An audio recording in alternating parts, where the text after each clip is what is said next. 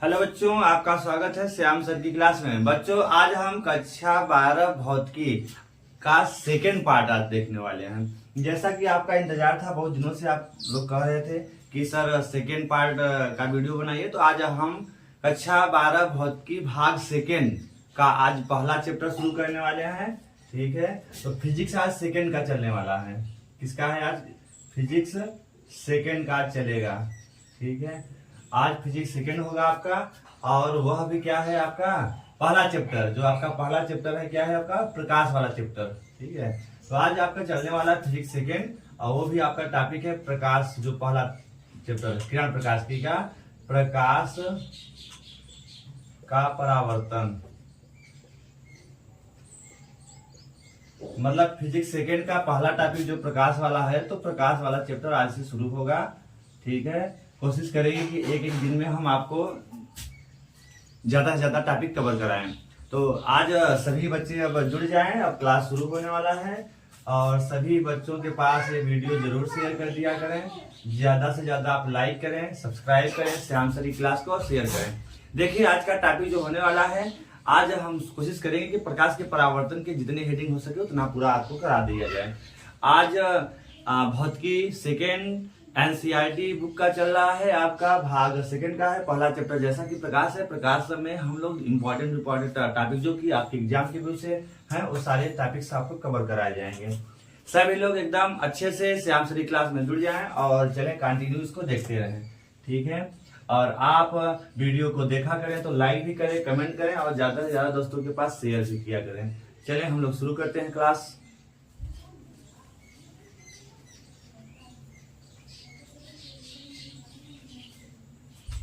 आपका चैप्टर जैसा कि है लाइट, और आपका है रिफ्लेक्शन ऑफ लाइट। पहली हेडिंग क्या है? रिफ्लेक्शन। ठीक है, reflection of light, reflection of light पहली हेडिंग है आपकी, रिफ्लेक्शन ऑफ लाइट। प्रकाश का परावर्तन क्या है, वहां से हम लोग शुरू करेंगे।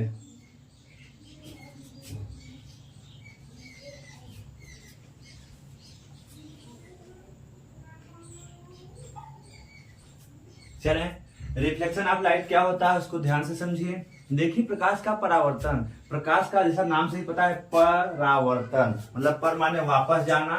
ठीक है, परावर्तन मतलब जब कोई प्रकाश की किरण, ठीक है, किसी एक माध्यम से चलकर किसी दूसरे चिकनी सतह पे पड़ता है, ठीक है, या अपारदर्शी माध्यमों पे पड़ता है, तो वहां से वह क्या करता है? पुनः पहले माध्यम की ओर वापस लौट जाता है। इसी घटना को क्या कहा जाता है? प्रकाश का परावर्तन कहते हैं। जैसे यहाँ पर आप समझिए, मान लिया आपका यह है अपारदर्शी। देखिए, एक चीज और क्वेश्चन आता है कि जो आपका परावर्तन होता है, परावर्तन के लिए जो आपका परावर्तक माध्यम है वो कैसा होना चाहिए? अपारदर्शी माध्यम होना चाहिए। अपारदर्शी माध्यम कैसा होना चाहिए परावर्तन के लिए? अपारदर्शी माध्यम होना चाहिए। देखिए, अब इस अपारदर्शी माध्यम पे अगर किसी प्रकाश स्रोत से चलकर प्रकाश कोई आकर के इस अपारदर्शी माध्यम पे पड़ता है, ठीक है, तो होगा क्या? जैसे ही पड़ेगा, इस पृष्ठ से इसका क्या हो जाएगा? यहां से यह फिर पुनः उसी माध्यम की ओर क्या करती है? वापस लौट जाती है। यही घटना क्या कहलाती है? प्रकाश का परावर्तन। तो जब प्रकाश किसी एक माध्यम से चल करके दूसरे माध्यम पे पड़ती है, तो दूसरे माध्यम के तल से यह क्या करती है? पुनः पहले माध्यम की ओर वापस लौट जाती है। इसी घटना को प्रकाश का परावर्तन कहते हैं। ठीक है, तो किस माध्यम की ओर आने वाली किरण को आपतित किरण कहेंगे। आपतित किरण है, ठीक है। ये कौन सी किरण है? परावर्तित किरण है। परावर्तित किरण। अपवर्तित किरण है, यह क्या है? आपतित किरण, परावर्तित किरण। और अगर हम इनसे होते हुए यह जहां पे दोनों मिले हैं इसको कहा जाता है अभिलंब। वो क्या कहते हैं? आपतन बिंदु। आपतन बिंदु। और इनसे होते हुए अगर एक हम अभिलंब खींच दें, ठीक है, तो यह क्या कहलाएगा? आपका अभिलंब कहलाता है, नॉर्मल अभिलंब। ठीक है, तो यहाँ पे आप प्रकाश के परावर्तन की परिभाषा ध्यान से समझ लीजिए।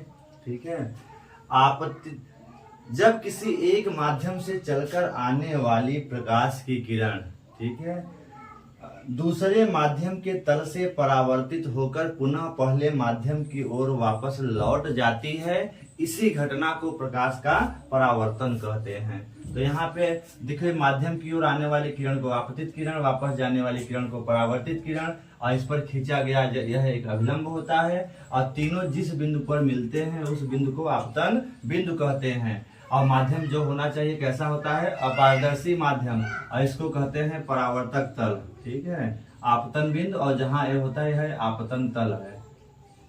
आपतन बिंदु किसमें स्थित है? आपतन बिंदु किसमें स्थित है? आपतन तल में। कहाँ स्थित होता है? आपतन तल। तो इसको आपतन तल कहेंगे। इस पूरे तल को क्या कहा जाता है? आपतन तल कहेंगे। और जिस बिंदु पर तीनों मिले हैं उसको आपतन बिंदु कहते हैं। यह है आपकी परावर्तित किरण, यह अभिलंब, यह है आपतित किरण। ठीक है, अब आपतित किरण और अभिलंब के बीच बना कोण इंसिडेंट एंगल कहलाता है। मतलब कौन सा कोण हो गया? यह कोण कौन सा कोण कहलाएगा? आपतन कोण।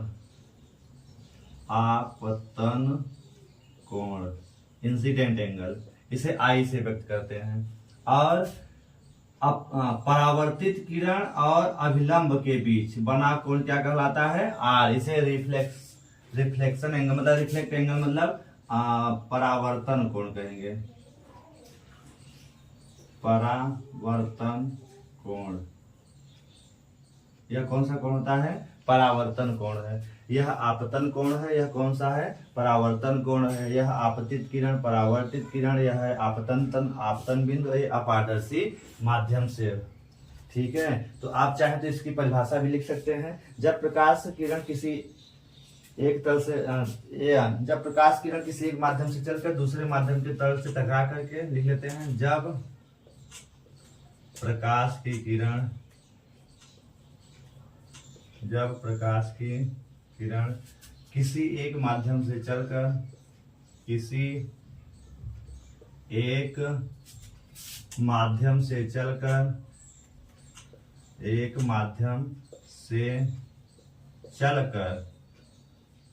दूसरे माध्यम के तल से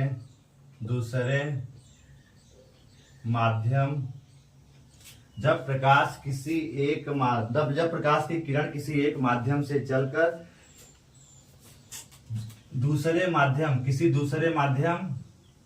के तल से टकराकर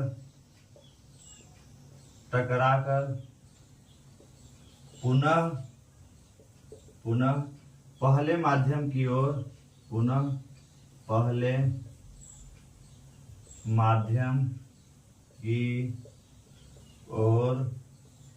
वापस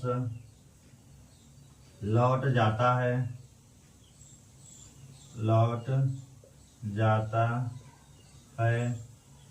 इस घटना को प्रकाश का परावर्तन कहते हैं। इस घटना को प्रकाश का परावर्तन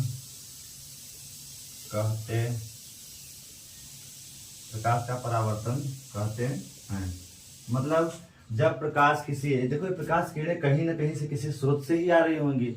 जब उस स्रोत से चलकर प्रकाश की किरण आकर के दूसरे माध्यम के तल से टकराती हैं, तो पुनः ये टकरा करके पहले माध्यम की ओर वापस लौट जाती हैं। इसी घटना को प्रकाश का परावर्तन कहते हैं। इस तरह से आप प्रकाश के परावर्तन को आसानी से लिख सकते हैं। तो इसकी डिफिनेशन आप चाहें तो लिख लीजिए, प्रकाश के परावर्तन की परिभाषा। ठीक है, तो यह है प्रकाश के परावर्तन की परिभाषा हो गई। इसको आप नोट करेंगे और स्क्रीनशॉट लेके आप लिख लीजिए। और यहाँ पर देखिए, अब हम इनके बारे में थोड़ा आपको आइडिया दे देते हैं। आप इसको समझ लीजिएगा, अपने लैंग्वेज में आप लिख लीजिएगा।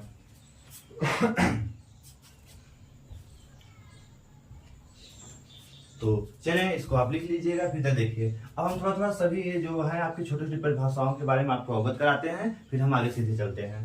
देखिए, आपतित किरण किसे कहते हैं? किसी एक माध्यम से चल करके दूसरे माध्यम की ओर आने वाली किरण को क्या कहते हैं? आपतित किरण कहेंगे। किसी एक माध्यम से चल करके दूसरे माध्यम की ओर आने वाली जो किरण आपकी है, यह किरण क्या कहलाती है? आपतित किरण कहलाती है। ठीक है। और क्या होता है? परावर्तित किरण किसे कहते हैं? दूसरे माध्यम से पुनः पहले माध्यम की ओर वापस जाने वाली जो किरण होगी, इस किरण को क्या कहेंगे? परावर्तित किरण कहेंगे। ठीक है। आपतन बिंदु क्या है?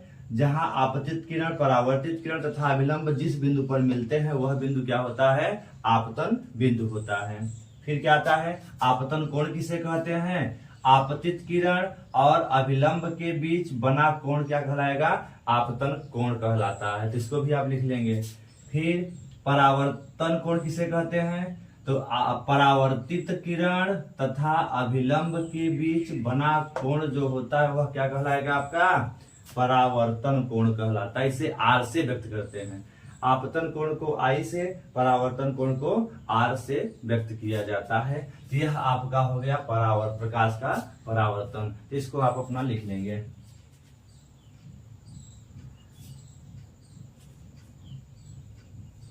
अब आगे हम थोड़ा चलेंगे, तो इसको आप नोट कर लीजिएगा। फिर हम चलेंगे प्रकाश के परावर्तन के प्रकार। प्रकाश के परावर्तन के प्रकार।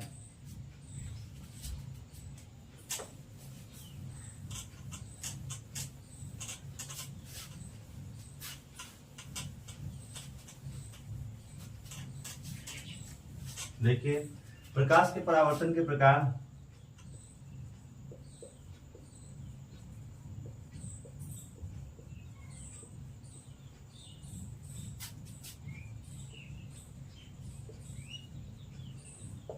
प्रकाश के परावर्तन का प्रकार। तो प्रकाश का परावर्तन दो प्रकार से होता है। कितने प्रकार होते हैं इसके? दो प्रकार होते हैं। प्रकाश के परावर्तन के प्रकार कितने होते हैं? दो प्रकार होते हैं। प्रकाश के परावर्तन कितने प्रकार होते हैं? दो प्रकार होते हैं। कौन कौन? पहला है आपका नियमित परावर्तन। पहला क्या होता है? नियमित परावर्तन। पहला क्या है आपका? नियमित परावर्तन। नियमित परावर्तन किसे कहते हैं? इसको देखिए। फिर अनियमित परावर्तन। दूसरा क्या होता है? अनियमित परावर्तन। चलिए देख लेते हैं क्या होते हैं। चलिए नियमित परावर्तन देखिए। नियमित परावर्तन जब प्रकाश का परावर्तन किसी चिकने तल से होता है, किसी चिकने तल से होता है, तो परावर्तित किरणें परस्पर एक दूसरे की क्या हो जाती हैं? समांतर होती हैं। इस प्रकार के परावर्तन को नियमित परावर्तन कहते हैं। मतलब जब आपतित किरणें आपस में समांतर हैं तो किसी चिकने पृष्ठ पे जब पड़ेंगी तो इनका जब परावर्तन होगा तो परावर्तित किरणें भी आपस में क्या होंगी? समांतर होती हैं। इस तरह के परावर्तन को कहा जाता है नियमित परावर्तन। क्या कहेंगे? नियमित परावर्तन कहते हैं। ठीक है। इस तरह के परावर्तन को क्या कहेंगे? नियमित परावर्तन कहते हैं। मतलब जब प्रकाश का परावर्तन किसी चिकने तल से होता है तो परावर्तित किरणें आपस में क्या हो जाती हैं? समांतर हो जाती हैं। तो इस प्रकार के परावर्तन को नियमित परावर्तन कहते हैं। ठीक है। इसका फिगर भी यहाँ दिखाया गया। देखिए, एक दूसरे के समांतर हैं। मतलब यहाँ पे एक दूसरे क्या है? यहाँ पर समांतर हैं। ठीक है। तो आप इनको एक दूसरे के समांतर दिखा देंगे। मतलब ये किरणें आपस में एक दूसरे क्या होती हैं? समांतर होती हैं। तो इस तरह के परावर्तन को नियमित परावर्तन कहते हैं। दूसरा है अनियमित परावर्तन। तो चलिए अनियमित परावर्तन को हम लोग देख लेते हैं। ये आपका नियमित परावर्तन था।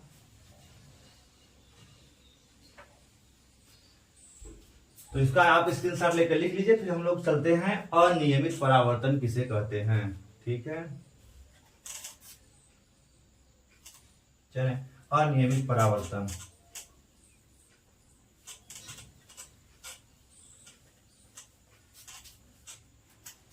दूसरा है आपका अनियमित परावर्तन।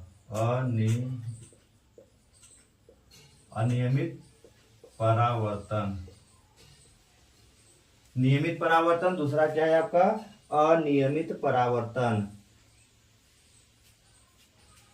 चलें अनियमित परावर्तन को देखते हैं। जब प्रकाश का परावर्तन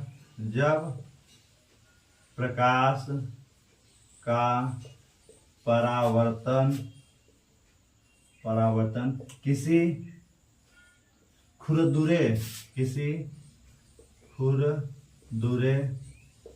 तल से, मतलब जब प्रकाश का परावर्तन किसी खुरदुरे तल से, कैसे तल से, खुरदरे पृष्ठ या खुरदरे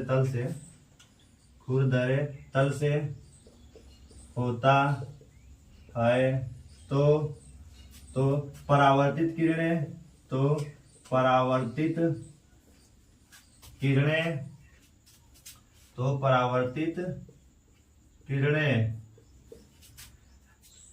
एक दूसरे के समांतर नहीं होती हैं। तो परावर्तित किरणें विभिन्न दिशाओं में फैल जाती हैं। विभिन्न दिशाओं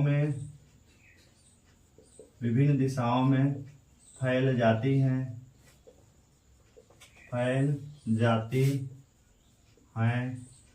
इस प्रकार के परावर्तन को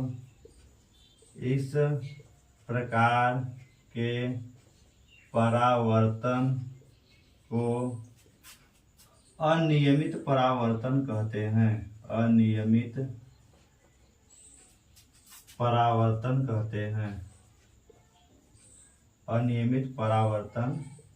कहते हैं। मतलब जब प्रकाश का परावर्तन किसी खुरदुरे तल से होता है, मतलब आपका तल ऐसा है जैसे खुरदुरा तल है थोड़ा सा, ठीक है। जब प्रकाश का एक कैसा तल है, खुरदुरा तल है, खुरदरे तल से, ठीक है। एक ऐसा है खुरदरा तल। अब इस खुरदरे तल से जैसे ही प्रकाश पड़ेगा, ठीक है, प्रकाश कैसे भी आके पड़ेगा, अगर प्रकाश किरणें एक दूसरे के समांतर भी अगर आएंगी, यहाँ पर देखिए ऐसे अगर आ रही हैं, ठीक है, तो इनका परावर्तन जो होगा अब अनियमित रूप से होगा। कोई प्रकाश की किरण इधर चली गई, ठीक है, कोई इधर से ही वापस चली गई, थोड़े से ऐसे ही डिफ्लेक्ट हो गई, इधर से ही ऐसे थोड़े से ऐसे चली गई, ठीक है, कोई पता चली इधर से ऐसे जा रही है। मतलब इनका अब जो भी परावर्तन होगा, ठीक है, वो नियमित ना हो कि कैसा रहता है, अनियमित रहता है। कैसा रहेगा, अनियमित रहेगा। कोई पता चली कि इधर से जा रही है, ऐसे चली गई, यहाँ से ऐसे ही निकल गई, हो सकता है इधर से चली गई हो, ऐसे टकरा के ऐसे चली गई। तो इस तरह का जो भी परावर्तन होगा वह परावर्तन क्या कहलाएगा, अनियमित परावर्तन। कैसा परावर्तन होता है, अनियमित परावर्तन। देखिए ये आपकी परावर्तित किरणें हैं। कैसी किरणें हैं, परावर्तित किरणें। इधर भी एक तो परावर्तित किरण, परावर्तित किरणें देखिए फैल रही है, इधर उधर क्या हो रही है, विभिन्न दिशाओं में क्या हो रही है, फैल रही है। लेकिन एक कौन सी किरण थी आपकी, आपतित किरणें हैं। एक कौन सी किरणें हैं आपकी, आपतित किरणें हैं। देखिए एक कौन सी किरणें हैं, आपतित किरण है। आपतित किरणें हैं, ये कौन सी हैं, परावर्तित किरणें। तो देखिए परावर्तित किरणें इधर उधर विभिन्न दिशाओं में फैल रही हैं, कोई इधर कोई उधर सब जा रही हैं। इस तरह के परावर्तन को क्या कहते हैं, अनियमित परावर्तन कहते हैं। इस तरह से परावर्तन के दो नियम होंगे, आप स्क्रीनशॉट लेके इसको लिख लीजिए।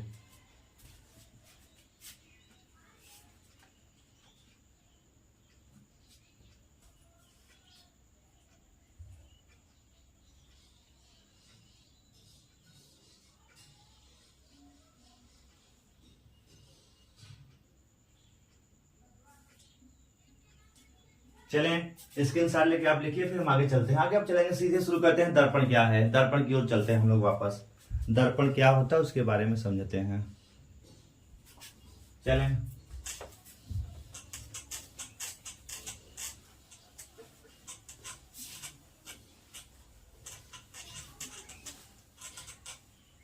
अच्छा, दर्पण से पहले एक चीज हम लोग अभी देख लेते हैं, प्रकाश के परावर्तन के नियम देख लेते हैं, फिर दर्पण शुरू करते हैं। पहले की हेडिंग अभी बची है आपका प्रकाश के परावर्तन के नियम।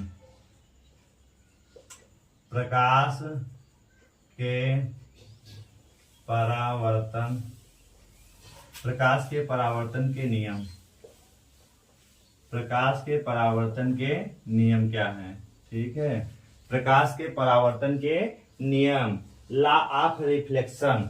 लॉ ऑफ रिफ्लेक्शन क्या है, लॉ ऑफ रिफ्लेक्शन रिफ्लेक्शन, प्रकाश के परावर्तन के नियम, प्रकाश के परावर्तन के नियम। देखिए प्रकाश के परावर्तन के दो नियम होते हैं, ठीक है। तो प्रकाश के परावर्तन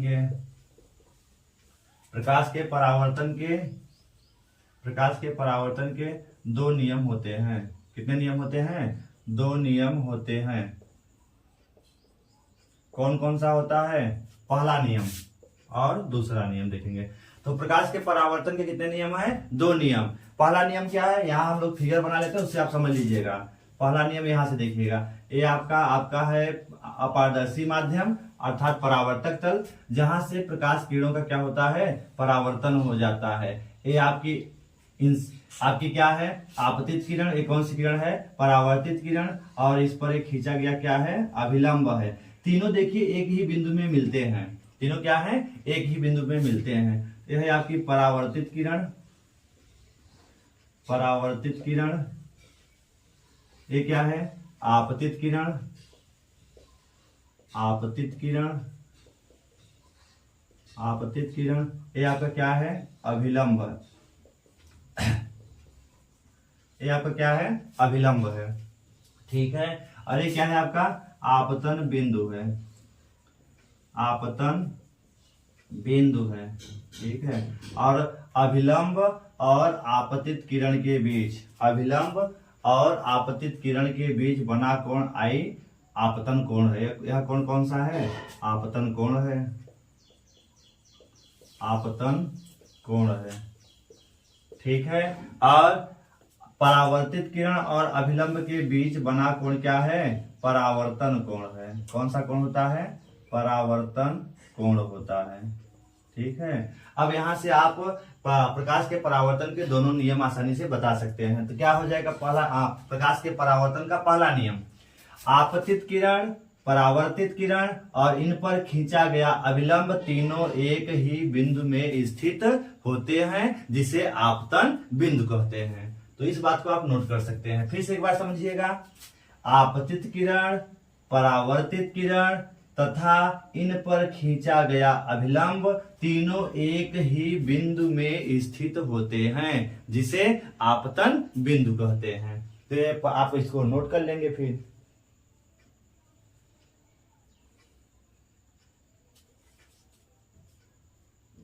ठीक है, चलिए नोट कर लेते हैं। आपतित किरण, आपतित किरण, आपतित किरण, आपतित किरण, परावर्तित किरण, परावर्तित किरण, किरण तथा इस पर खींचा गया अभिलंब,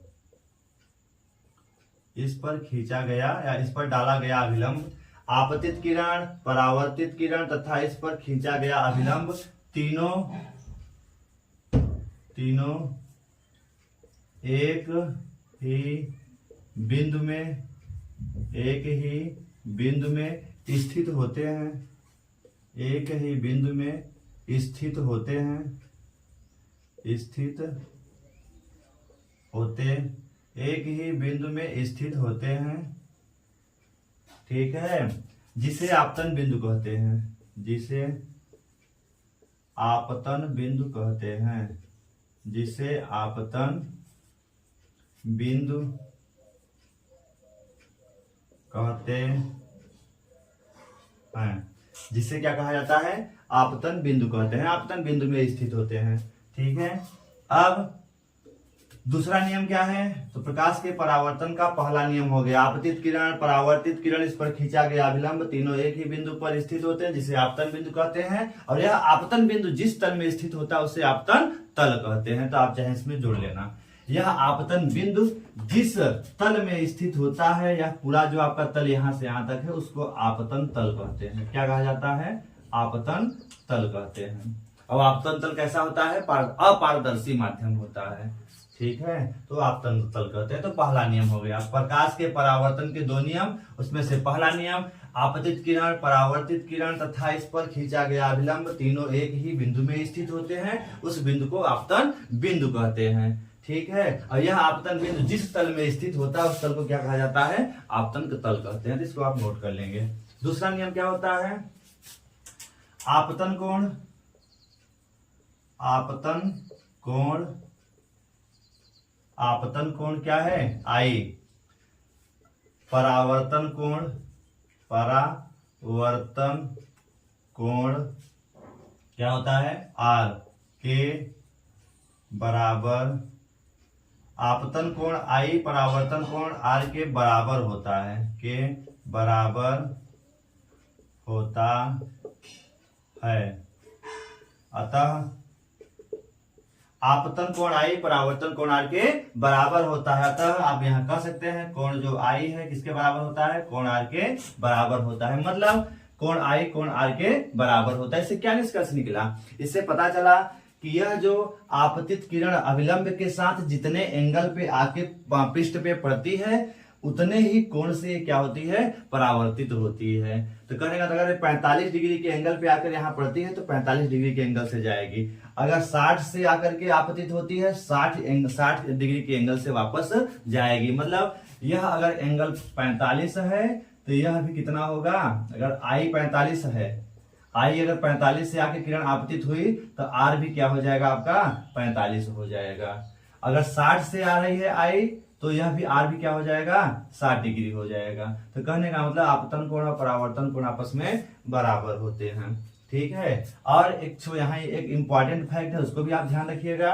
इंपॉर्टेंट फैक्ट आपका क्या है, देखिए कभी भी अभिलंब से आने वाली जो प्रकाश की किरण होगी, अभिलंब से अगर आएगी आकर के तल पे टकराएगी तो यह कहां से वापस जाएगी, अभिलंब से ही वापस जाएगी। मतलब लंबवत आ रही तो लंबवत जाएगी, ये परावर्तन के नियम के आधार पर है। इसको भी आप ध्यान रखेंगे। इस तरह से प्रकाश के परावर्तन के दो नियम हो गए। दोनों नियम आप केयरफुली लिख करके अपने नोट्स में पूरा करिए। ठीक है, स्थित तो यहाँ पर तीनों एक ही बिंदु में स्थित होते हैं। ठीक है, जिसे आपतन बिंदु कहते हैं। तो इसको आप नोट कर लेंगे। ठीक है, इसको आप क्या करेंगे, आप नोट कर लीजिए। फिर हम आगे चलते हैं, कंटिन्यू करते हैं।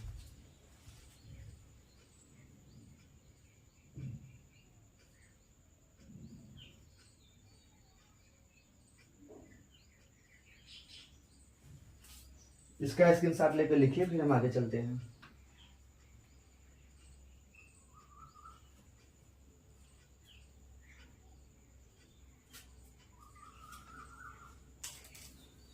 चलें आगे चलते हैं, कंटिन्यू करते हैं।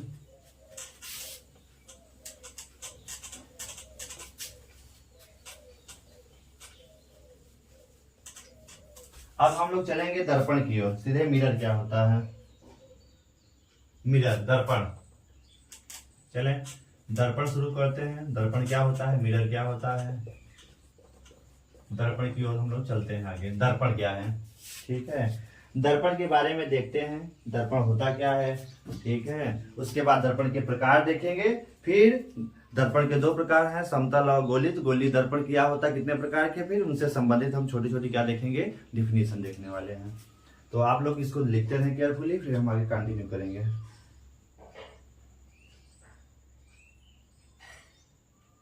चलें दर्पण की ओर चलते हैं। देखिए दर्पण क्या होता है, कांच का एक छोटा सा हिस्सा, कांच का एक भाग होता है। ठीक है, प्लेट होता है जिसका एक पृष्ठ क्या होता है, परावर्तक पृष्ठ होता है तथा दूसरे पृष्ठ पे क्या लगा देते हैं, पॉलिश लगा देते हैं। तो वह क्या कहलाता है, दर्पण। कांच का ही भाग है, कांच का एक अगर भाग हो, ठीक है, कांच की किसी प्लेट के एक और पारे की पॉलिश लगा देते हैं। अगर आपका कोई कांच का प्लेट है, ठीक, कुछ भी हो, अगर खोखले गोले का हो चाहे जिसका हो, कांच का बना हो, ठीक है, जैसे मान लिया ये है कांच, कांच की एक प्लेट है, कांच का प्लेट गोली भी हो सकता है। ठीक है, अब कांच का एक भाग है, अब इस कांच के भाग में एक तरफ हम पॉलिश लगा दें, एक तरफ क्या करें, पारे की पॉलिश लगा दें, कलई कर दें पारे की, तो वह आपका क्या बन जाता है, दर्पण बन जाता है।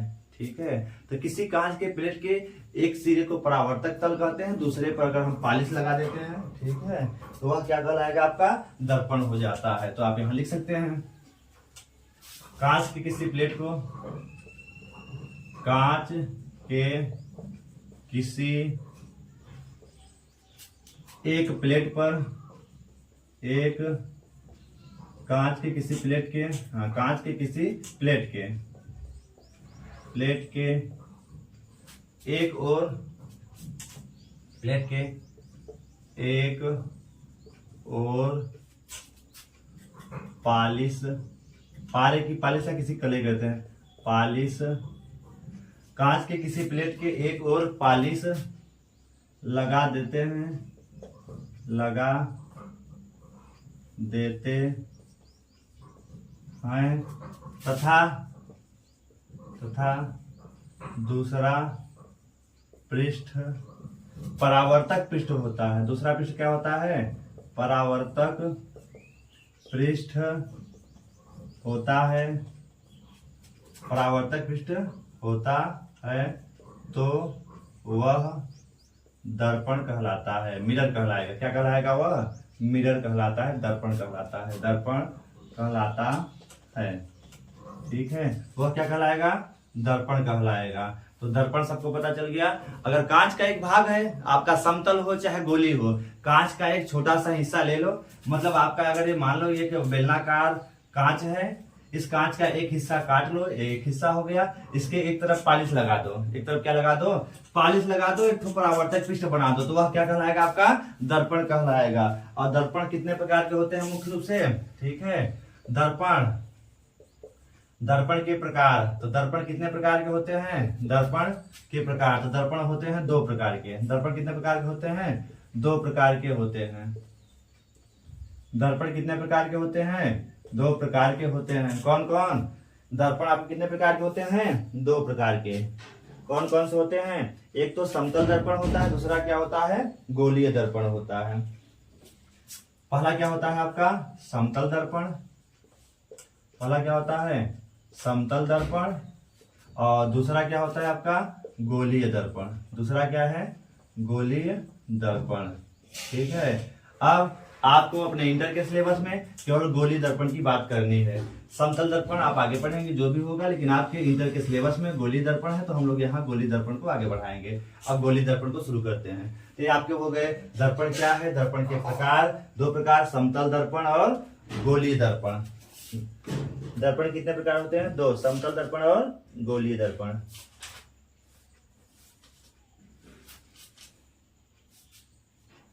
तो हम लोग सीधे शुरू करते हैं गोलीय दर्पण से।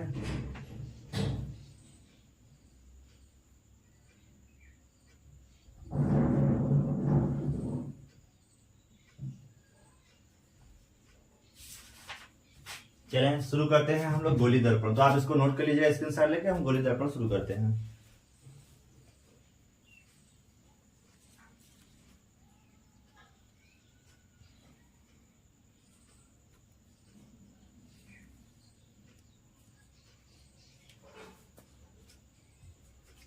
चले, गोलीय दर्पण क्या है।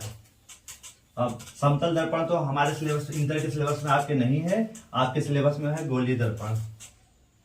तो हम लोग शुरू करते हैं गोलीय दर्पण क्या है।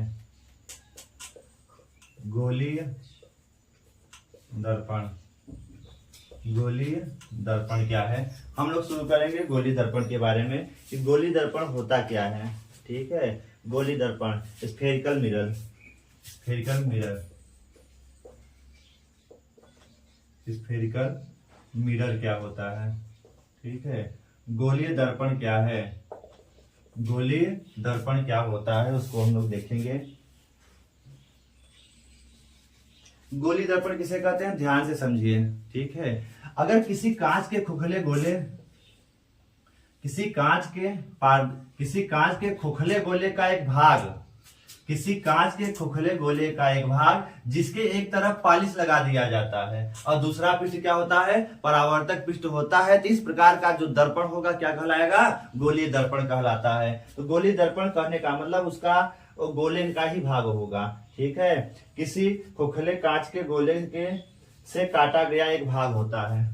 किसी खोखले कांच से काटा गया एक भाग होता है। किसी खोखले कांच का एक काटा हुआ भाग होता है जिसके एक तरफ पारे की पालिश की कलई कर देते हैं और दूसरा पृष्ठ क्या होता है, परावर्तक पृष्ठ होता है। तो इस तरह का बना जो भी दर्पण होगा क्या कहलाएगा, गोलीय दर्पण कहलाता है।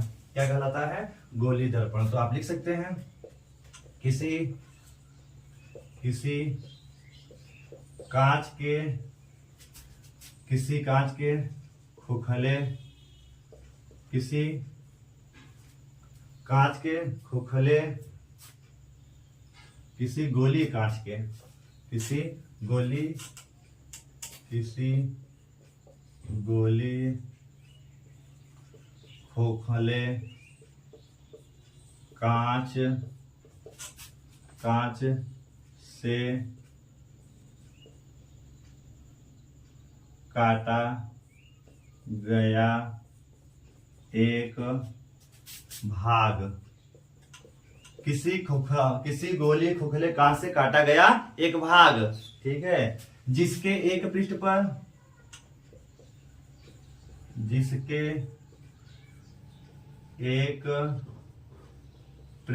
पर पारे की पालिश कर देते हैं तथा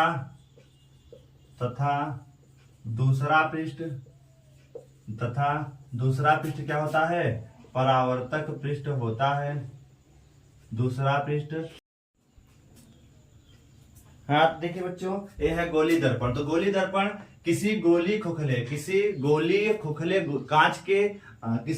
खोखले कांच से काटा गया एक भाग होता है जिसके एक पृष्ठ पर पारे की पालिश लगा देते हैं तथा दूसरा पृष्ठ क्या होता है, परावर्तक पृष्ठ होता है। इस तरह का जो भी दर्पण होगा वह क्या कहलाता है, गोलीय दर्पण कहलाता है। तो वही लिखा भी गया है, किसी गोली खोखले कांच से काटा गया एक भाग जिसके एक पृष्ठ पर पारे की पालिश कर देते हैं तथा दूसरा पृष्ठ क्या होता है, दूसरा पृष्ठ परावर्तक पृष्ठ होता है, उसे क्या कहा जाता है, गोलीय दर्पण कहते हैं। ठीक है, तो गोलीय दर्पण हो गया। तो गोलीय दर्पण आपका, आप इसको स्क्रीनशॉट लेकर के अपने पेयर में लिख लेंगे।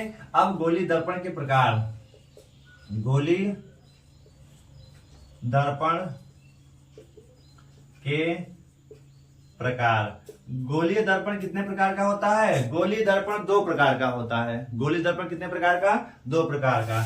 इसका तो गोलीय दर्पण 2 प्रकार का होता है। ठीक है, 2 प्रकार का होता है। गोलीय दर्पण कितने प्रकार का होता है, गोलीय दर्पण 2 प्रकार का होता है। एक है आपका अवतल दर्पण, एक क्या कहलाता है, अवतल दर्पण। दूसरा क्या है, उत्तल दर्पण। दूसरा क्या होता है, उत्तल दर्पण। तो गोलीय दर्पण कितने प्रकार के होते हैं, 2 प्रकार के होते हैं। एक को कॉनकेव, दूसरे को कॉन्वेक्स मिरर कहते हैं। ठीक है, तो 2 प्रकार का अवतल दर्पण और क्या होता है, उत्तल दर्पण। तो चलें हम अवतल दर्पण और उत्तल दर्पण कितने प्रकार के होते हैं, 2 प्रकार के दर्पण होते हैं। तो इसको आप अपने नोट्स में लिख लेंगे। स्फेरिकल मिरर 2 प्रकार के, कॉनकेव मिरर और कॉन्वेक्स मिरर, अवतल दर्पण और उत्तल दर्पण। अब हम इन दोनों प्रकारों की थोड़ा व्याख्या करेंगे, फिर हम आगे कंटिन्यू करते हैं। इसको आप अपने नोट्स में लिखिए पहले।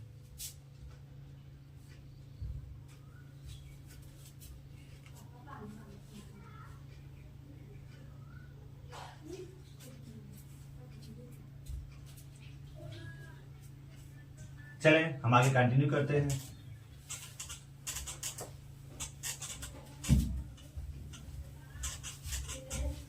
अब हम शुरू करेंगे अवतल दर्पण। पहला क्या है आपका, अवतल दर्पण। अवतल दर्पण, कॉनकेव मिरर, कॉनकेव मिरर। अवतल दर्पण के बारे में देखेंगे। अवतल दर्पण, कॉनकेव मिरर। चलिए ध्यान से देखिए, कॉनकेव मिरर क्या होता है। Concave mirror. चलिए अवतल दर्पण। अवतल दर्पण क्या होता है, देखिए कैसे बना होता है। देखो यह है आपका कांच, गोली कांच का खोखला भाग होता है। गोली कांच का खोखला भाग होता है। गोली कांच का खोखला भाग होता है। इसका जब आप एक ठो भाग काट लेंगे, एक भाग आपका इस तरह से दिखेगा। हाँ दिखेगा, कोई बात नहीं, दिख गया आपको। अगर इस भाग को भी, यह भी गोली होगा तो लगभग गोली मान लेते हैं ऐसे, तो यह आपका इस कांच बेलनाकार कांच के खोखले गोले का एक भाग हो गया, हमने यहाँ रख लिया। अब इस गोली भाग को, ठीक है, अगर इस गोली भाग का आप क्या करें, इसको भी दो भागों में काट दें, तो इसका एक भाग इस तरह से दिखेगा, इधर वाला एक भाग ऐसे दिखेगा इस तरह से, और एक दूसरा वाला भाग इस तरह से दिखेगा, ठीक है, इस तरह से दिखेगा।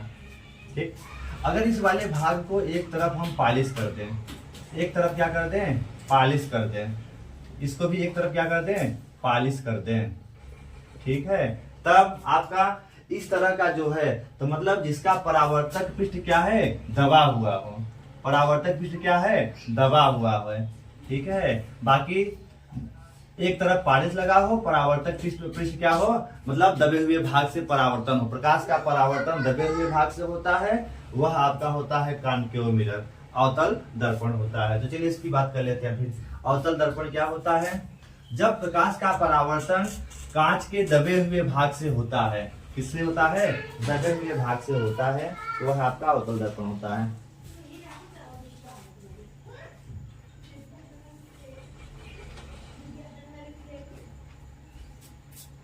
तो जब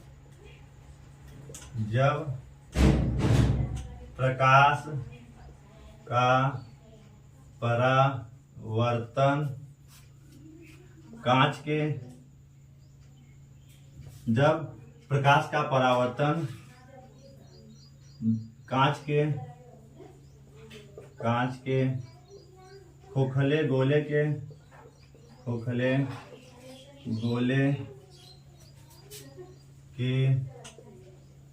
एक दबे हुए भाग, जब प्रकाश का परावर्तन कांच के खोखले गोले के एक दबे हुए भाग से होता है, दबे हुए भाग से होता है, तो उसे अवतल दर्पण कहते हैं, उसे अवतल दर्पण कहते हैं। उसे क्या कहेंगे, अवतल दर्पण कहते हैं। तो इसको आप नोट कर लीजिएगा, अवतल दर्पण किसे कहते हैं। जब प्रकाश का परावर्तन कांच के खोखले गोले के एक दबे हुए भाग से होता है, तो इस तरह के दर्पण को क्या कहते हैं, अवतल दर्पण कहते हैं।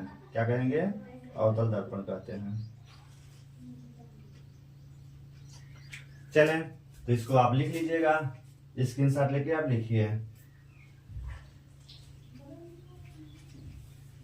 जैसे अभी हमने कहा कि कांच का एक खोखला गोले का भाग है, इसको अगर दो भागों में काट देंगे, इस तरह का जो भाग आपको दिखेगा, अगर एक तरफ हम पॉलिश कर दें, तो प्रकाश का परावर्तन कहां से होगा, प्रकाश किरणें आएगी, यहाँ पड़ेंगी और यहाँ से क्या हो जाएंगी, पुनः वापस हो जाएंगी।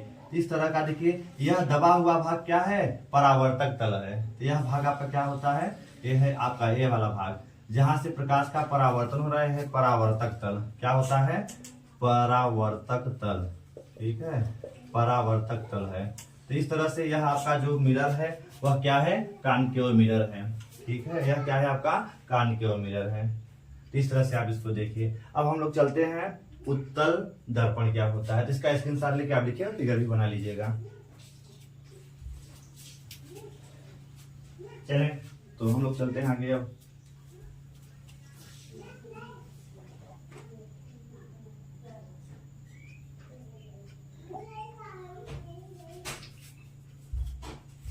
चलें उत्तल दर्पण की ओर चलते हैं।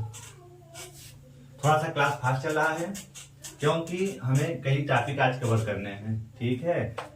चलें, आज हम लोग चलते हैं दूसरा भाग। गोली दर्पण का दूसरा भाग है आपका उत्तल दर्पण। उत्तल दर्पण, उत्तल दर्पण क्या कहते हैं, कॉन्वेक्स मिरर, कॉन्वेक्स मिरर, उत्तल दर्पण। कान क्या हुआ, कॉन्वेक्स, ठीक है, कॉन्वेक्स मिरर, उत्तल दर्पण। तो जब देखिए हमने कहा था कांच का खोखला गोले का भाग है, ठीक है। अगर इसको हम बीच से काट दें तो इसका एक पृष्ठ इस तरह से भी तो दिखेगा। यह जो पृष्ठ है तो इसके एक तरफ अगर हम पॉलिश लगा दें, इसका देखिए यहाँ से अगर कोई प्रकाश की किरण अगर आएगी तो यहाँ से क्या होगी, उसका परावर्तन होगा, ठीक है। तो यहाँ से जब ये परावर्तन होगा तो इसका मतलब क्या हुआ, जब इस पृष्ठ से इसका परावर्तन होगा तो यह जो आपका पृष्ठ हो जाएगा वह क्या हो जाएगा आपका, यह क्या हो जाएगा, यह उभरा हुआ भाग है। क्या है, उठा हुआ या उभरा हुआ भाग। तो जब परावर्तक तल, जब प्रकाश का परावर्तन उभरे हुए भाग से होता है, जब प्रकाश का परावर्तन, जब प्रकाश का परावर्तन दर्पण के उभरे हुए भाग से, जब प्रकाश का परावर्तन दर्पण के उभरे हुए भाग से होता है, जब प्रकाश का परावर्तन दर्पण के उभरे हुए भाग से होता है तो इस प्रकार के दर्पण को, तो इस, जब प्रकाश का परावर्तन दर्पण के उभरे हुए भाग से होता है तो इस प्रकार का दर्पण, इस प्रकार का दर्पण क्या होता है, उत्तल दर्पण कहलाता है। उत्तल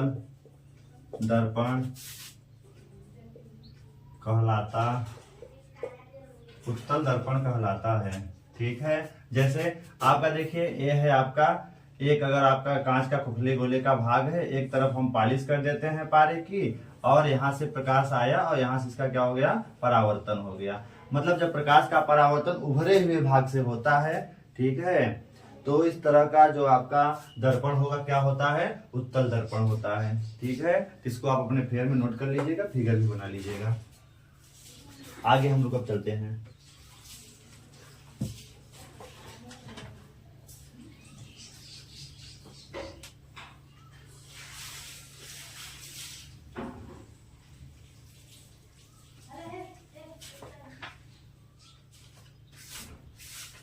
चलें आगे चलते हैं। इसका स्क्रीनशॉट लेकर आप लिखिए।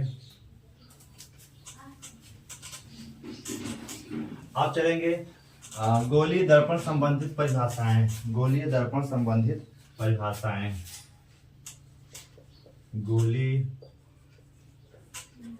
दर्पण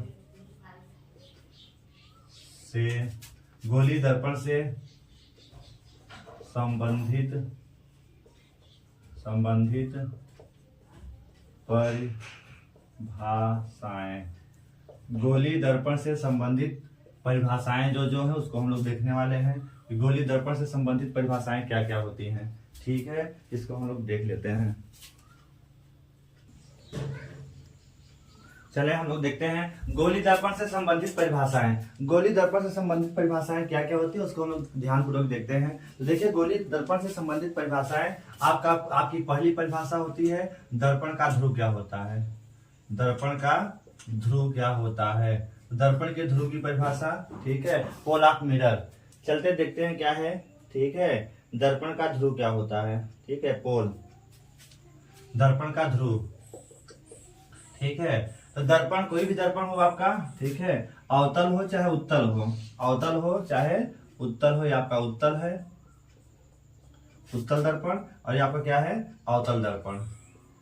तो किसी भी दर्पण, कोई भी दर्पण हो, किसी दर्पण के परावर्तक तल, परावर्तक तल आपका ये हो गया, यह जो तल हो कौन सा तल होता है, परावर्तक तल है, परावर्तक तल है, ठीक है। ऐसे इसका ये क्या है, इधर वाला भाग ये क्या है आपका, परावर्तक तल है, परावर्तक तल है। तो किसी भी दर्पण के परावर्तक तल के मध्य बिंदु, मतलब इसका जो मध्य वाला भाग कहीं ना कहीं इधर आएगा, कहीं ना कहीं इधर आएगा। किसी भी दर्पण के परावर्तक तल का जो मध्य बिंदु होता है वह दर्पण का ध्रुव कहलाता है। क्या कहलाता है, दर्पण का ध्रुव कहलाता है। इसे P से व्यक्त करते हैं। तो दर्पण के परावर्तक तल के मध्य बिंदु को दर्पण का ध्रुव कहते हैं। तो आप इसको नोट कर लेंगे। इसकी परिभाषा लिख लेते हैं हम लोग। दर्पण के परावर्तक तल के दर्पण के परावर्तक तल के मध्य बिंदु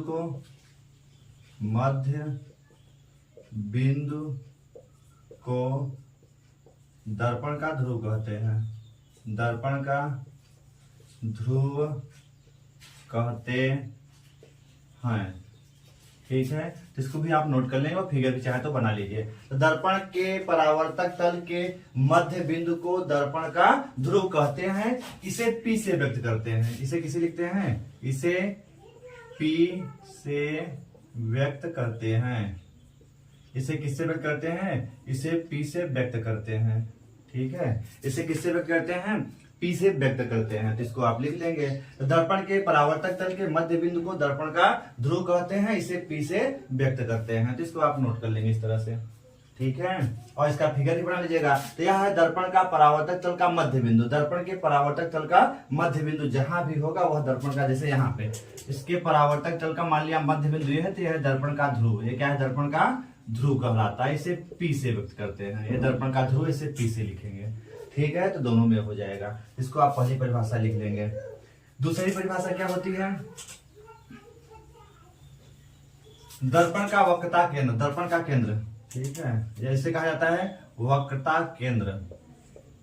वक्रता केंद्र क्या होता है? दर्पण के वक्रता केंद्र से आप क्या समझते हैं?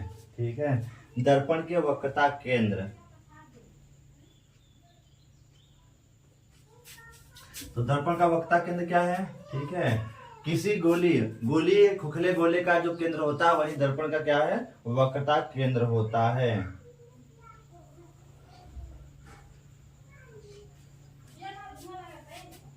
किसी खोखले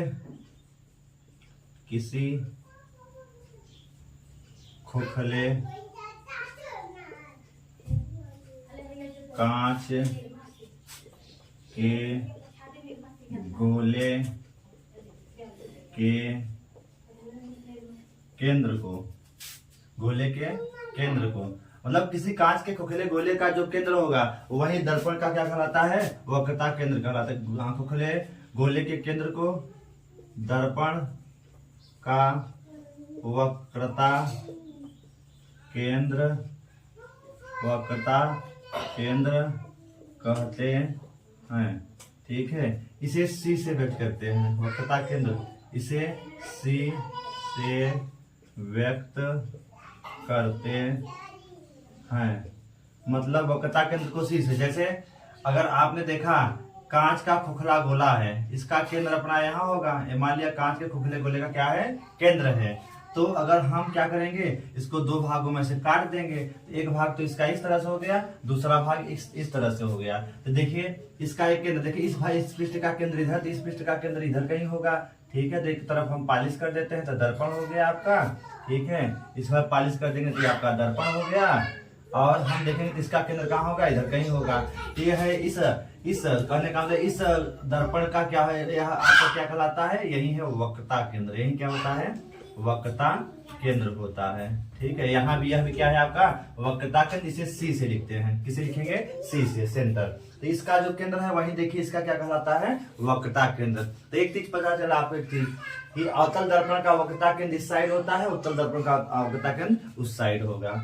ठीक है, इसको भी आप नोट करिए। फिर हम अगली परिभाषा चलते हैं। फिगर भी आप बनाते चलिएगा। अब चलेंगे वक्रता त्रिज्या। क्या चलेंगे? वक्रता त्रिज्या, अगली परिभाषा। इसको आप लिखते रहिए, हम आगे चलते हैं। वक्रता त्रिज्या, वक्रता केंद्र की परिभाषा आप नोट कर लीजिएगा। आप चाहे स्क्रीनशॉट लेके लिखे, चाहे आप लिख लीजिए डायरेक्ट ही।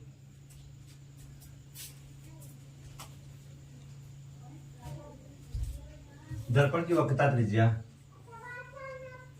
दर्पण की वक्रता त्रिज्या, दर्पण की वक्रता त्रिज्या क्या होती है? देखिए किसी भी दर्पण की वक्रता त्रिज्या, तो वक्रता केंद्र तथा परावर्तक तल के बीच की दूरी वक्रता त्रिज्या कहलाती है। तो इसको आप लिख लीजिए, फिर आगे चलते हैं।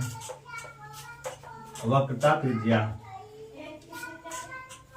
वक्रता त्रिज्या क्या होती है?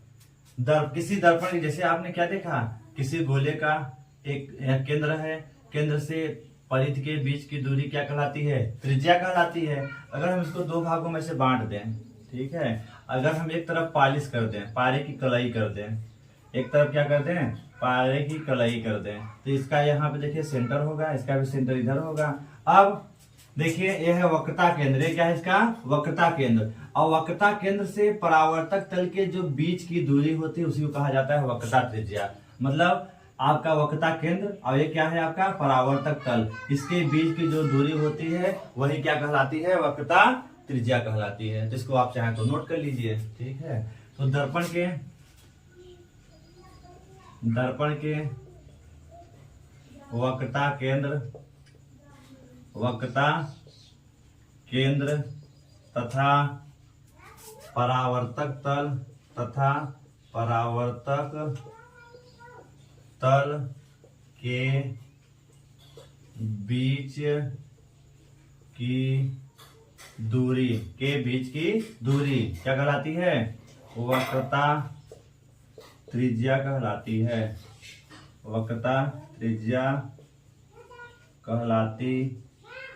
वक्रता त्रिज्या कहलाती है, ठीक है। वक्रता त्रिज्या इसे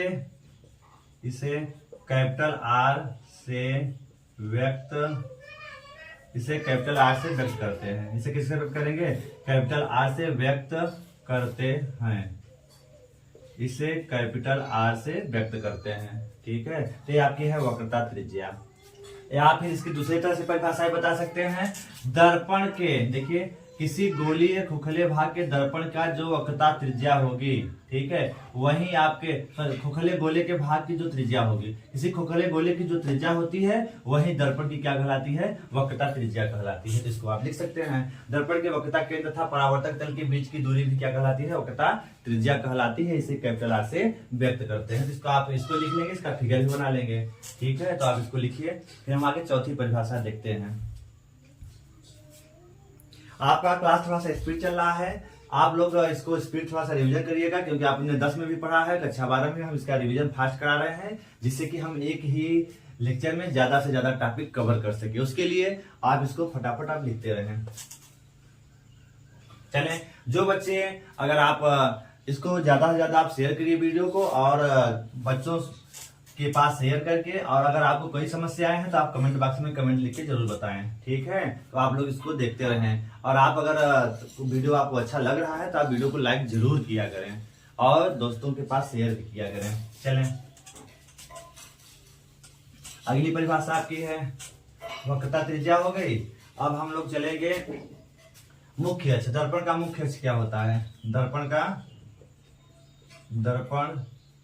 का मुख्य अक्ष, दर्पण का मुख्य अक्ष क्या होता है? देखिए, दर्पण का मुख्य अक्ष क्या होता है? यहाँ पर देखिए, आपको कोई भी दर्पण हो, ये आपका दर्पण का मुख्य अक्ष, चाहे ये वाला दर्पण हो, आपका उत्तल दर्पण हो, चाहे क्या हो, अवतल दर्पण हो। उत्तल दर्पण हो चाहे अवतल दर्पण हो, दोनों में आप देख लीजिएगा।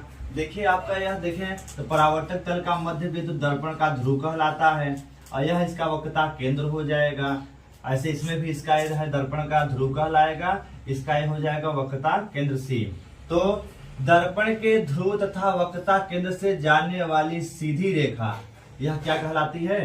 प्रिंसिपल एक्सिस, मुख्य अक्ष कहलाती है। क्या कहलाती है? मुख्य अक्ष कहलाती है।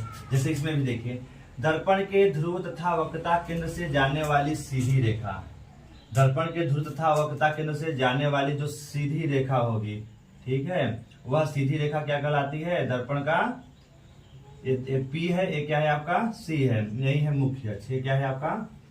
मुख्य अक्ष। तो आप इसको लिख सकते हैं, ठीक है। क्या लिख सकते हैं?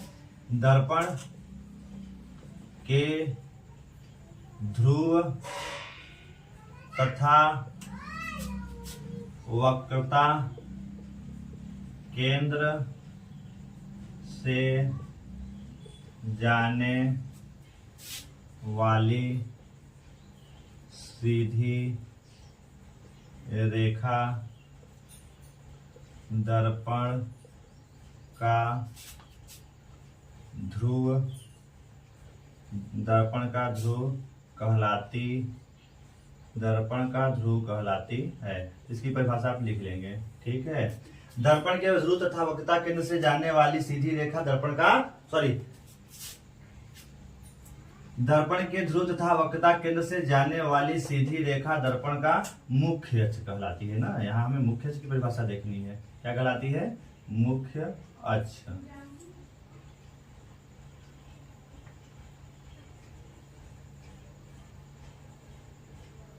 देखिए, दर्पण के ध्रुव तथा वक्रता केंद्र से जाने वाली सीधी रेखा दर्पण का मुख्य अक्ष कहलाती है, ठीक है। यह दर्पण का मुख्य अक्ष P और C से जाने वाली दर्पण के ध्रुव तथा वक्रता केंद्र से जाने वाली सीधी जो रेखा है वही क्या कहलाएगी? मुख्य अक्ष कहलाती है, दर्पण का मुख्य अक्ष। इसकी परिभाषा भी आप नोट कर लीजिए और लिखिए इसको जल्दी जल्दी।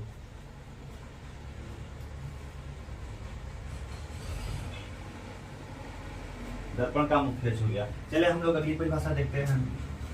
मुख्य अक्ष के बाद अगली परिभाषा।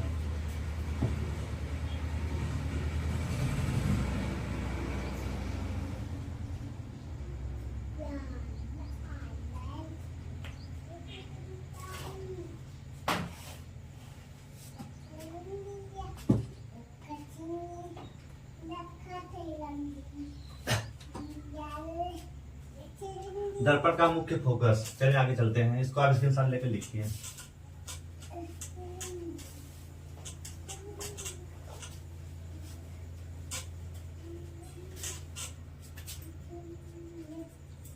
अगली परिभाषा है दर्पण का मुख्य फोकस। दर्पण का मुख्य फोकस क्या होता है? दर्पण का मुख्य फोकस, तो इसमें क्या होगा? किसी कोई भी दर्पण हो आपका, ठीक है। ये आपका है अवतल दर्पण, ये इसका हो गया मुख्य अक्ष, ये इसका हो गया ध्रुव, ये इसका हो गया वक्रता केंद्र, इधर है मान लिया, ठीक है।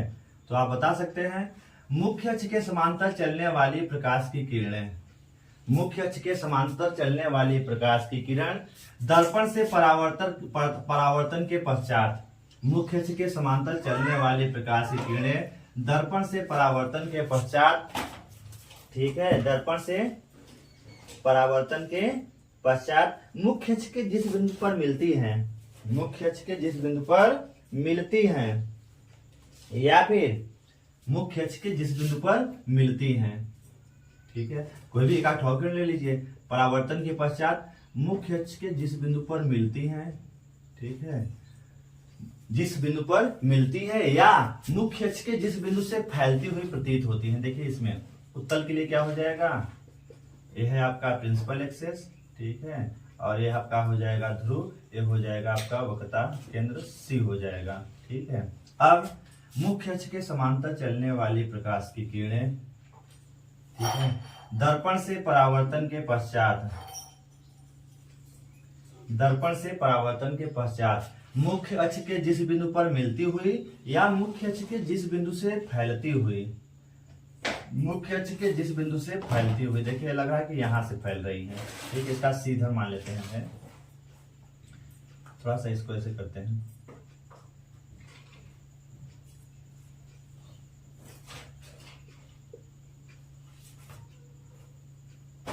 ये है, देखिए इसका फोकस है, इसका ये क्या है? फोकस है। देखिए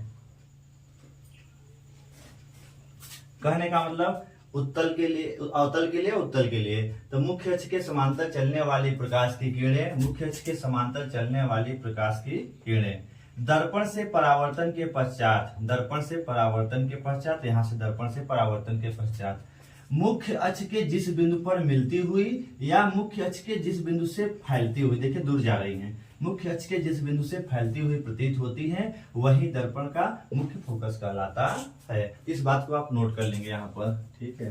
तो मुख्य अक्ष के समांतर, मुख्य अक्ष के समांतर चलने वाली प्रकाश की किरणें, प्रकाश की किरणें दर्पण से परावर्तन के पश्चात, दर्पण से परावर्तन के पश्चात दर्पण से परावर्तन के पश्चात, दर्पण से परावर्तन के पश्चात मुख्य अक्ष के जिस बिंदु पर, मुख्य अक्ष के जिस बिंदु पर, जिस बिंदु पर, मुख्य अक्ष के जिस बिंदु पर मिलती हुई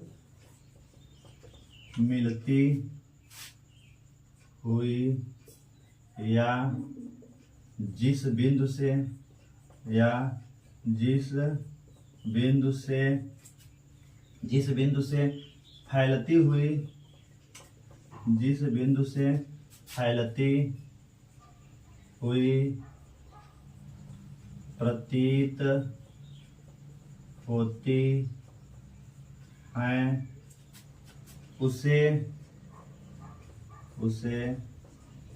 दर्पण का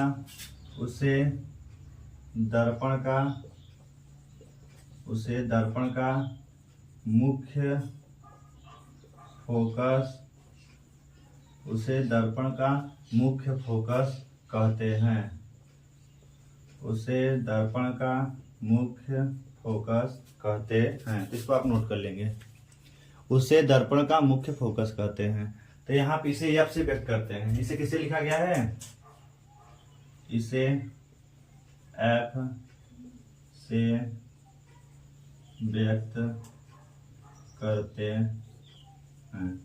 इसे किससे लिखा गया है, इसे एफ से व्यक्त करते हैं। तो इसको आप नोट कर लीजिएगा, ठीक है। तो कहने का मतलब मुख्य अक्ष के समांतर चलने वाली प्रकाश किरणें दर्पण से परावर्तन के पश्चात मुख्य अक्ष के जिस बिंदु पर मिलती हुई, अवतल दर्पण के लिए, और उत्तल के लिए क्या हो जाएगा, मुख्य अक्ष के समांतर चलने वाली प्रकाश किरणें दर्पण से परावर्तन के पश्चात जिस बिंदु से दूर जाती हुई या फैलती हुई प्रतीत होती हैं, उसे दर्पण का मुख्य फोकस कहते हैं, उसे दर्पण का मुख्य फोकस कहते हैं। इसे एफ से व्यक्त, देखिए यहाँ पे यह इसका फोकस है, इसका यहाँ पे यह फोकस है। तो इसको आप नोट कर लेंगे, स्क्रीनशॉट लेके नोट करिए या डायरेक्ट नोट कर लीजिए आप।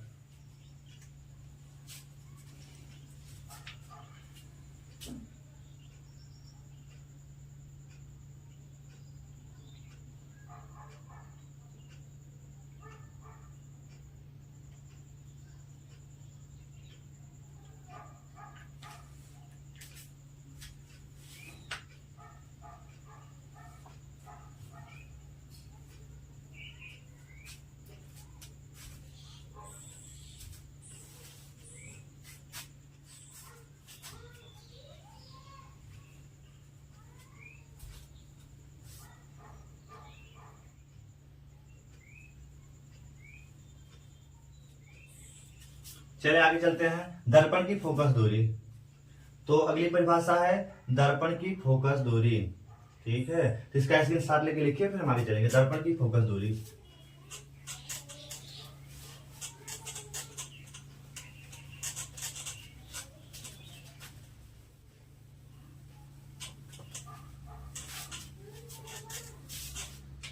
अगली परिभाषा दर्पण की फोकस, दर्पण की फोकस दूरी।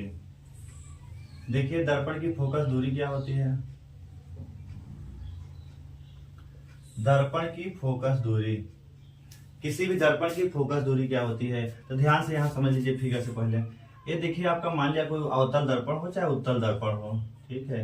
अवतल दर्पण ये मुख्य अक्ष है, इसका ये मान लेते हैं ध्रुव है, पी है, ठीक है, और इसका ये वक्रता केंद्र सी है। तो मुख्य अक्ष के मुख्य अक्ष आपका है, तो मुख्य अक्ष के समांतर चलने वाली प्रकाश किरणें दर्पण के परावर्तन के पश्चात मुख्य अक्ष को जिस बिंदु पर काटती हैं या मिलती हैं, या फिर उत्तल के लिए क्या हो जाएगा आपका, अगर उत्तल दर्पण है तो इसमें क्या हो जाएगा, उस बिंदु से दूर फैलती हुई आपका ध्रुव हो जाएगा, ये वक्रता केंद्र सी हो जाएगा। मुख्य अक्ष के समांतर चलने वाली प्रकाश किरणें दर्पण से परावर्तन के पश्चात जिस बिंदु से फैलती हुई प्रतीत होती है, वही दर्पण का क्या कहलाता है, मुख्य फोकस कहलाता है। यह है मुख्य फोकस, ठीक है। तब फोकस दूरी हमें देखना है, तो देखिए ध्रुव तथा फोकस के बीच, ठीक है, दर्पण के ध्रुव तथा मुख्य फोकस के बीच की जो दूरी होगी यही कहलाती है दर्पण की फोकस दूरी। मतलब दर्पण का ध्रुव हो गया और दर्पण के मुख्य फोकस के बीच की जो दूरी होती है वही क्या कहलाती है, दर्पण की फोकस दूरी कहलाती है। तो इस बात को हम नोट कर लेते हैं, अर्थात एफ और पी के बीच की दूरी, एफ और पी के बीच की दूरी है फोकस दूरी। ठीक है, तो दर्पण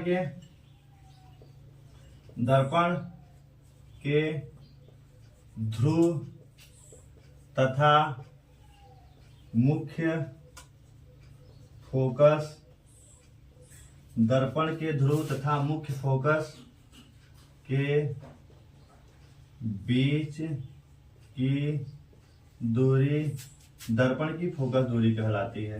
दर्पण की फोकस दूरी कहलाती है। दर्पण की फोकस दूरी कहलाती है। दर्पण की फोकस दूरी कहलाती है।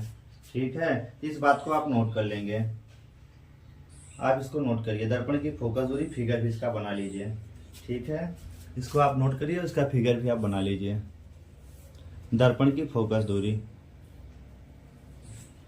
अब इसी में एक छोटी सी परिभाषा आती है, दर्पण का फोकस तल। तो दर्पण की फोकस दूरी आप नोट करिए, इसका फिगर बना लीजिए। ठीक है, तो अब हम चलेंगे दर्पण का फोकस तल क्या होता है। तो स्क्रीनशॉट लेके आप देखिए, फिर आगे कंटिन्यू करते हैं। इसे देखिए, इसे स्मॉल एफ से व्यक्त करते हैं। इसे स्मॉल एफ से व्यक्त करते हैं। इसे किससे व्यक्त करेंगे? स्मॉल एफ से व्यक्त करते हैं। तो इसको भी आप नोट करिएगा, फिगर भी इसका बना लीजिएगा। चलिए आगे चलते हैं, कंटिन्यू करते हैं।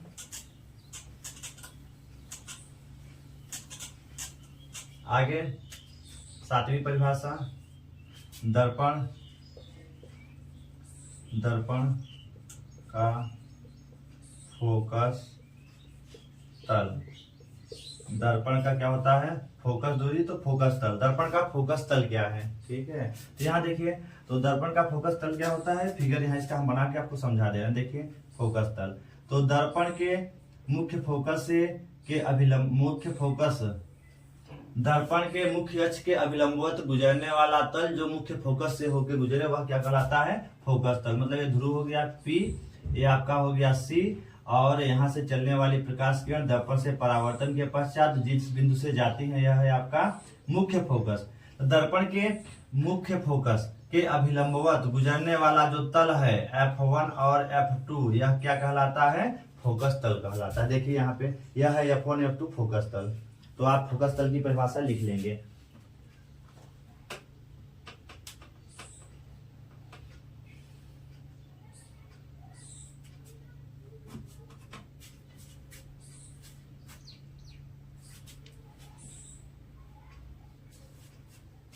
तो यहां लिख सकते हैं इसको, दर्पण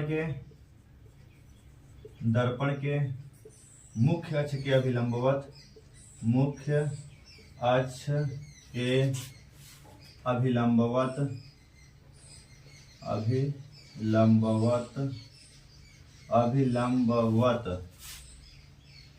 दर्पण के मुख्य अक्ष के अभिलंबवत मुख्य फोकस से गुजरने वाला तल, मुख्य फोकस से गुजरने वाला तल फोकस तल कहलाता है। क्या कहलाएगा? फोकस तल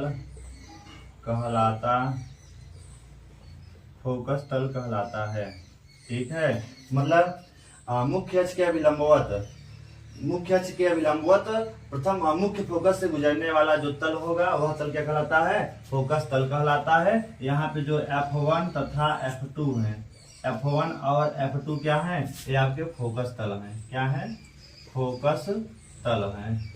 ठीक है, इसको भी आप लिख लेंगे, फोकस तल है। F1 F2 क्या है? फोकस तल है। इसको आप नोट करिएगा, स्क्रीनशॉट लेके आप लिखिए इसको। फिर हम आगे कंटिन्यू करते हैं।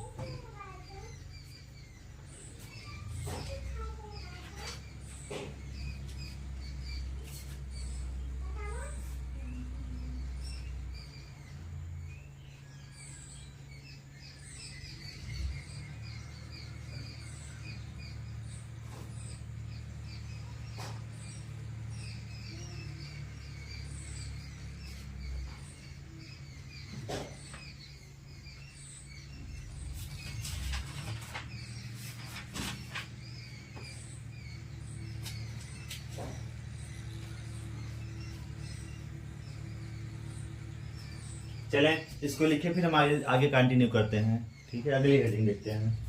इसको आप लिख लीजिए, स्क्रीनशॉट लेके लिखिए। चलिए आगे कंटिन्यू करते हैं।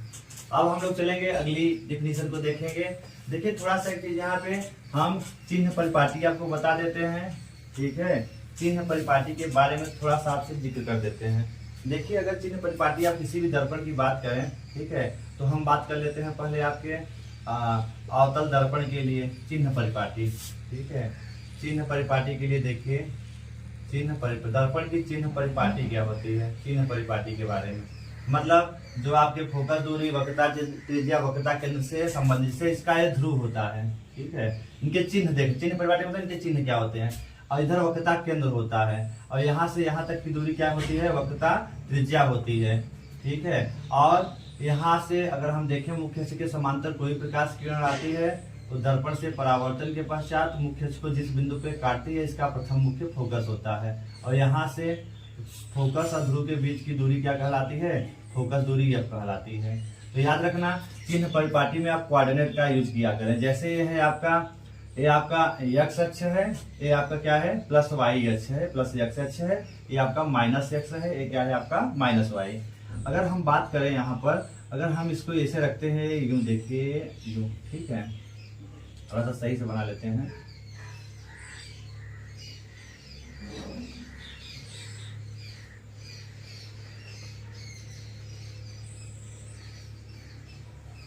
देखिए अब अगर हम चिन्ह परिपाटी के हिसाब से देखें तो इसका तो ध्रुव हो गया आपके। किसकी बात कर रहे हैं, आपके अवतल दर्पण की चिन्ह परिपाटी।